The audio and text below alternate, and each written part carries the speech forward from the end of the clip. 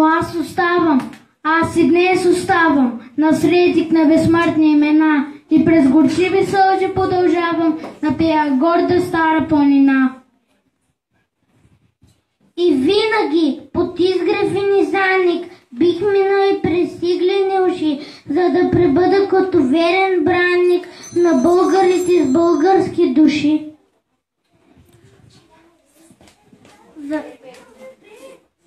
Зато и будувам. И не падам ничком, и не целувам чужди знамена. И казвам аз, България над всичко и за всички времена.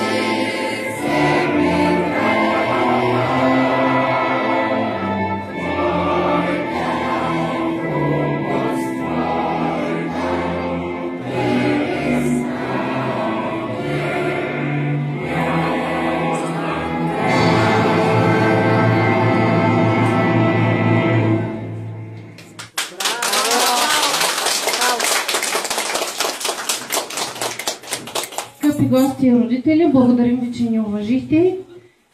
Това беше нашето българско тържество. Извинявам се, че не беше за 8 март.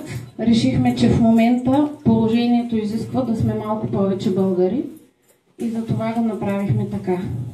Надявам се, че ви хареса. И сега ви каним да разместите пейките вие самите настрани и да се позабавлявате малко с децата си.